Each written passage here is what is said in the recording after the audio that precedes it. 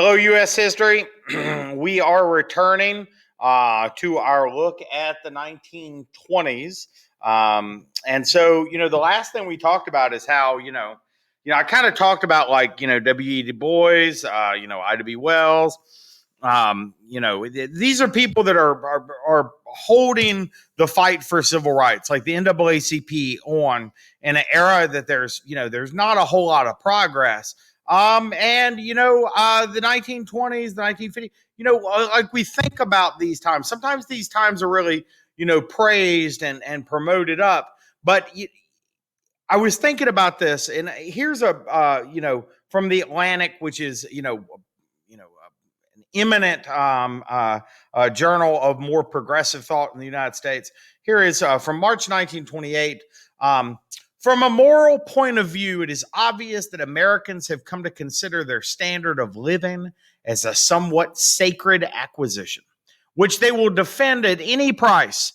This means that they would be ready to make many an intellectual or even moral concession in order to maintain that standard. Okay. Well, here are some advertisements from the 1920s and some products that are showing up in this time period, when 5 million Americans are joining the Ku Klux Klan, etc. We just had Valentine's Day. Here is a Whitman's sampler from the 1920s, advertising peppermints. And, the racist imagery that's used in it. Aunt Jemima's pancake flour. I've seen print ads before that said, Americans no longer have, slaves in their kitchen. Now they can have a slave in the box to help make their breakfast.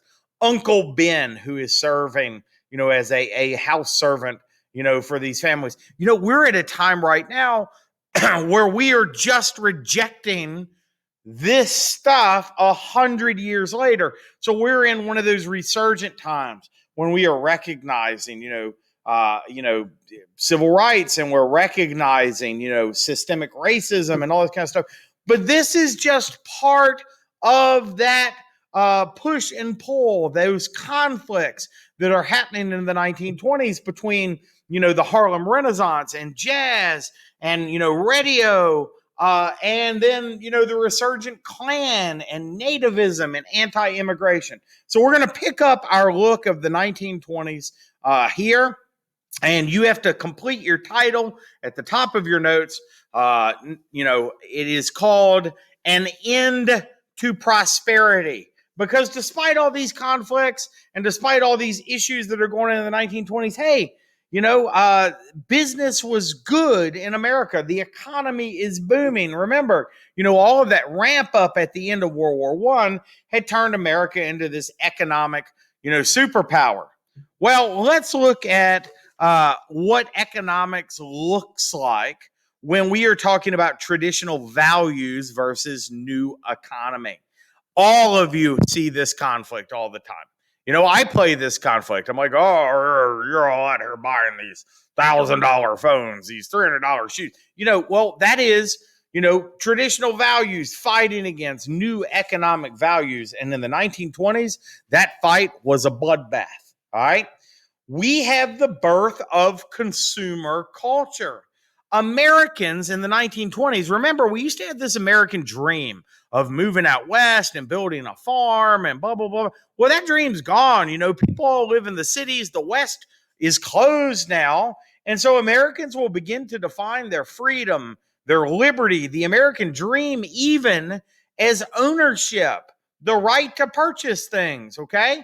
Nobody wants to go to the market every day anymore. In the 1920s, we get the introduction of the refrigerator. Wow, that is really cool. By the way, a refrigerator back then cost like almost as much as a house. Who wants to sweep all the time when we can buy a vacuum? All right, who wants to light a fire when we can have a gas stove? Or do laundry with a washboard when there's a washing machine? Or walk and talk to your neighbors, or use a telegram when there's a telephone, or a waffle iron, or, dental chair, or the coolest toaster ever made in the history of the world. Why toast bread in our oven when we can have a tiny oven to toast our bread called a toaster? Wow, electric can openers, all this kinds of stuff. This is consumer culture. And look, we fight against it now. I can see my 36-inch TV. Do I need a 52-inch TV? Do I need a 65-inch TV? I have a $10,000 car that runs. Do I need an $80,000 car? Do I need a diamond embedded in the center of my forehead? I don't know. This is consumer culture.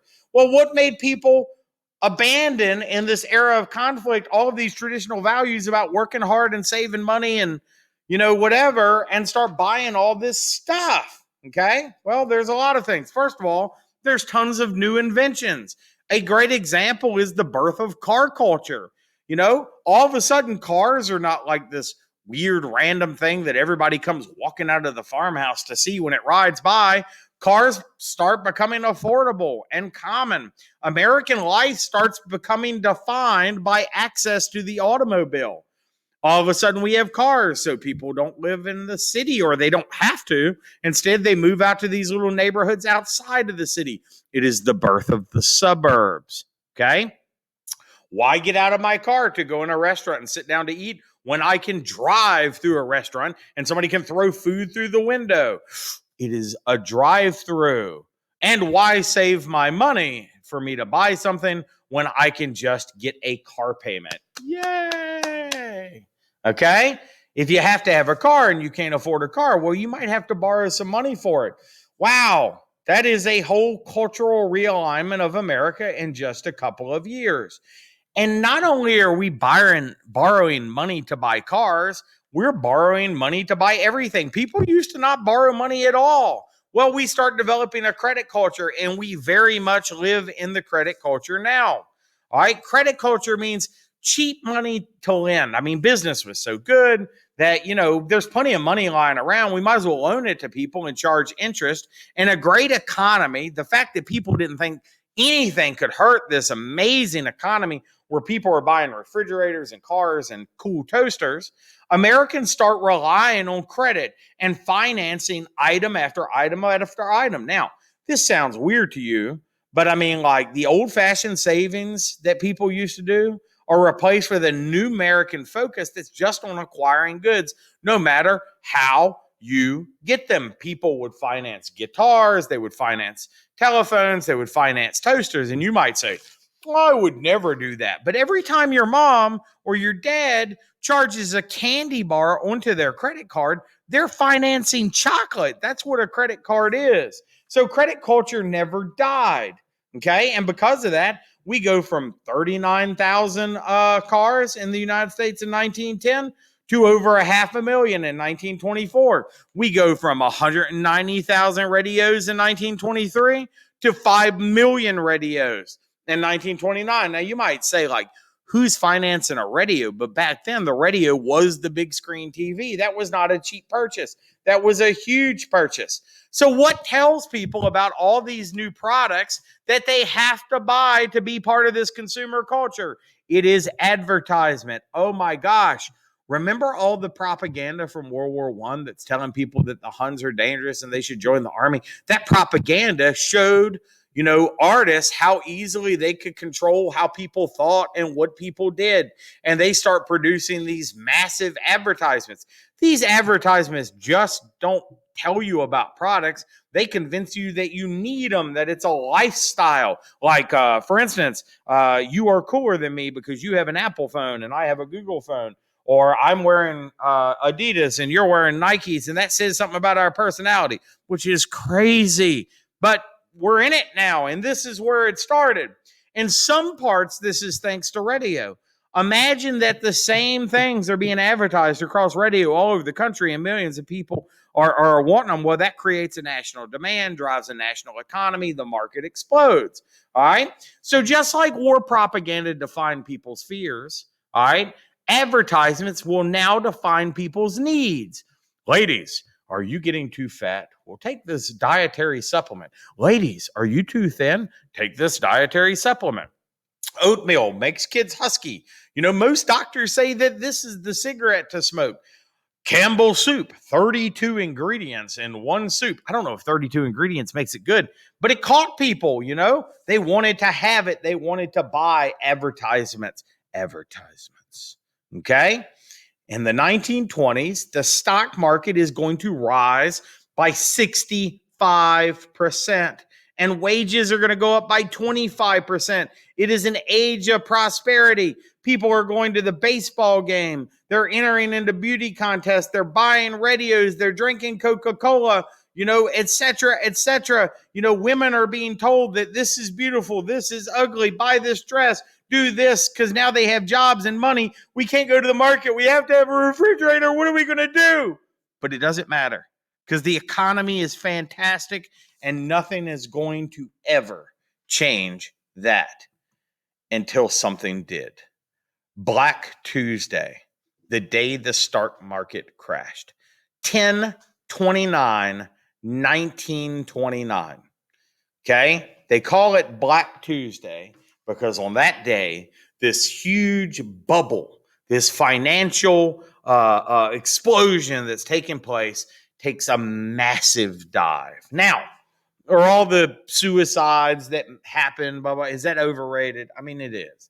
Okay? And after this huge fall happens, things kind of pick back up, but it's not the same. And the economy starts going into a tailspin that it cannot recover from. So the stock market crash was not the Great Depression, but it was the tipping point that will destroy the post-war economy of the United States. The stock market crash of 1929 is a major cause of the start of the Great Depression. And the Great Depression is an incredible historical shaping period in the history of the United States. From 1929 to 1942, America's crisis will involve the economic hardships and collapse of millions and millions of Americans that lived in poverty, that will inspire, progressive moves to come back to make sure that government fixes these problems so that Americans will never again suffer like they did in the Great Depression. Okay? So, on one day in October in 1929, everything changed. Why? We have to look at why. What brought about the end of prosperity? What caused the stock market crash of 1929? Because in that, we see the root causes of the Great Depression. Our last conflict, government regulation. Remember, like Sherman Antitrust Act, et cetera, versus laissez-faire capitalism, like that time period in the Gilded Age, right? With all those industrialists exploiting workers, et cetera. Many economic problems appeared at once, all right? And the government did very little to counter the issues. That is laissez-faire capitalism. Hands off, the idea that government is not going to take a strong, active role in regulation. Okay? Farmers are going to be one of the initial causes of the Great Depression. Agriculture had never recovered from the fall in demand after World War I. I mean, in World War I, millions and millions of soldiers are going to ramp up and they're going to go to war over in Europe. And the farmers in the United States are going to produce the crops, the wheat, the corn that's going to make it possible for the United States military to serve those millions of people, right? Well, started in about 1923, the demand of agricultural products for the farmers in the United States is going to collapse. Europe was so tore up at the end of World War I that for those years, like 1920, 21, 22, we're shipping all this surplus, all this extra food to Europe. But by 1923, Europe, France, Germany, etc., some of these places had recovered enough to produce their own food. So our farmers were growing all of this food, and there was nobody there to buy it, and the value of the crops they were growing got lower and lower and lower, and they sunk into economic hardship. There is also this extreme overuse of credit. People had borrowed so much money. They're financing dresses and vacuum cleaners and refrigerators and stoves and typewriters and blah, blah, blah, blah, blah. And when the economy falls, it starts getting a little harder to make those bills. And you know what happens when it starts getting hard to make those bills and people have borrowed too much money? Well, people stop buying things. All right. So business had been booming in the United States.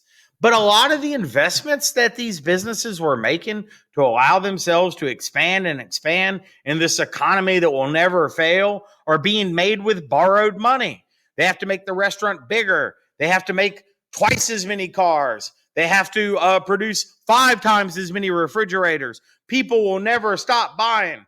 Well, what happens to the stock market, and this is a hugely important term, it's called over speculation. People are going to use all that borrowed money to make risky investments, and it will overinflate the worth of businesses. You probably don't need to have a tomato soup and grilled cheese bar that can feed 500 people, because what if they stop coming for meals? How will you pay the employees? How will you keep the lights on? How will you pay for that fancy new Ford car that you just bought off of the assembly line? That's over speculation, and it happens all the time right before economic downturns. But this was sort of a new scenario. America had just emerged as this huge global economic superpower. We did not know the heights that economic engine would take us. And we also didn't know the depths that we could fall. Businesses overbought products for buyers who were not there.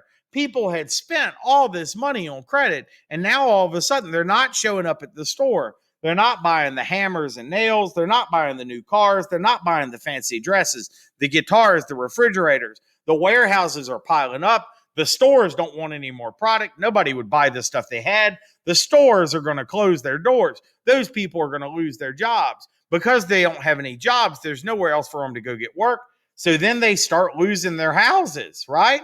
The market is going to completely disappear and businesses are going to fail. It sounds like it's happening over a period of time, but it's actually happening very, very fast. All that growth of the 1920s, it's going to disappear.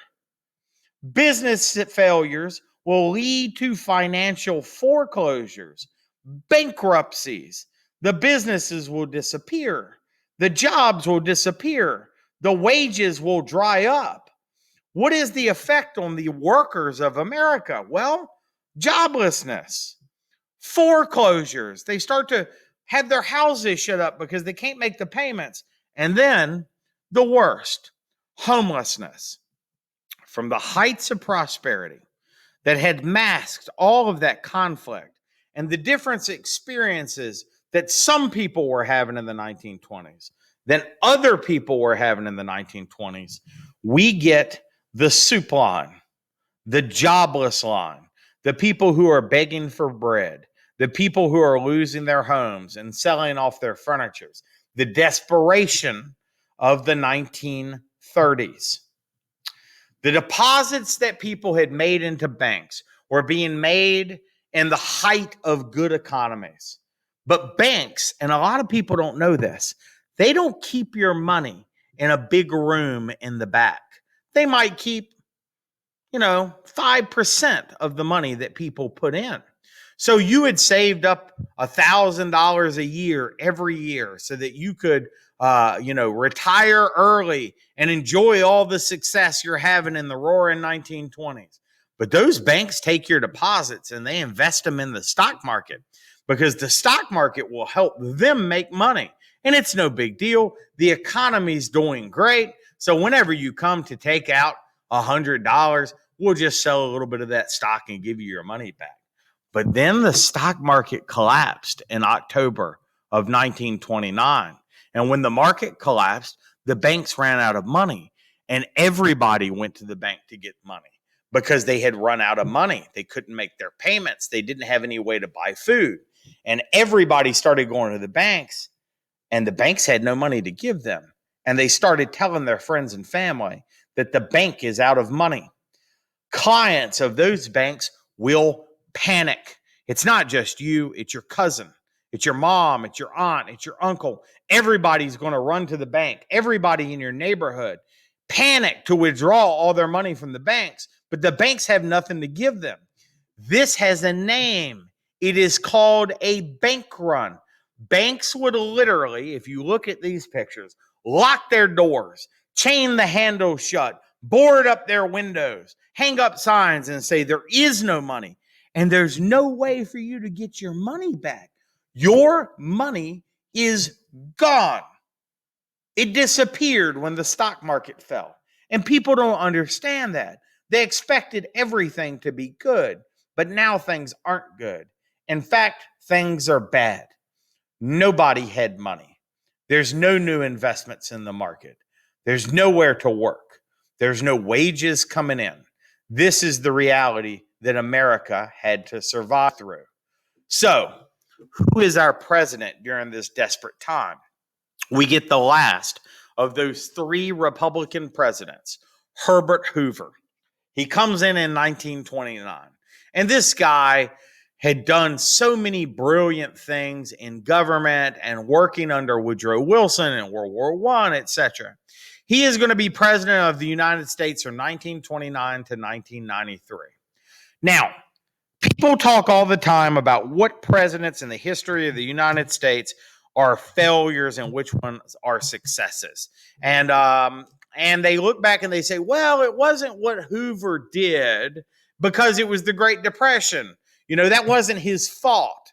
Well, maybe it wasn't his fault, but presidents' successes and failures aren't dependent on what happens while they're president. They are defined by what people do to respond to crisis. Like Abraham Lincoln was president during the Civil War. I mean, that's as big a crisis as can exist. And he's remembered as one of our greatest, if not our greatest president. Why is Herbert Hoover remembered as a failure? He's remembered as a failure for doing nothing. He believed in laissez-faire capitalism. He believed the government should let the market correct itself and that there shouldn't be spending or meddling or welfare payments, that people were just going to have to get a job and figure it out on their own and tough it out. His only attempt to stop the Great Depression was the passing of a tariff in 1930. Now, look, a tariff is just a tax on foreign goods. So, if anything, it just makes the cost of buying things in the United States higher when people already had no money. This tariff is normally called the Smoot-Hawley tariff. All right. And it's going to matter and it's going to come back up. All right. But it's really the only thing he does to try to raise money for the government. And, while people are blaming him for doing nothing, he has no idea about the optics of being president. When people think about Hurricane Katrina and President Bush, they think about him flying over the floodwaters, looking through the windows of his plane. When people think about the Puerto Rico hurricane, the image that was on the news over and over again was President Trump throwing a roll of paper towels. It's the choices that people make that define them. And in, this beginning of the Great Depression, the picture that people thought of with Herbert Hoover was him going fly fishing while the American economy is exploding and the American citizen is suffering. It's not what happens during your presidency. World War II, pandemics, the Civil War, the War of 1812. It's how you respond to those crises. And because of that, Herbert Hoover is generally remembered as one of the 3 or 4 worst presidents in the history of the United States. Rather than helping American businesses, the Smoot-Hawley tariff, the one thing he said he was going to do, decreases the demand for American goods overseas, and it begins a trade war with European economies. Now, these European economies had rebuilt after World War I. All right. So there's already less demand for American products, making what was horrible even worse, increasing the suffering of the American worker and consumer. Welcome, ladies and gentlemen, to our next topic and one of the most important events in shaping the character of the people of the United States. Welcome to the Great Depression. And our next class, we will begin to discuss the Great Depression and what the government and President Franklin Delano Roosevelt will do to counter the ravages of American suffering during this economic collapse. Thank you.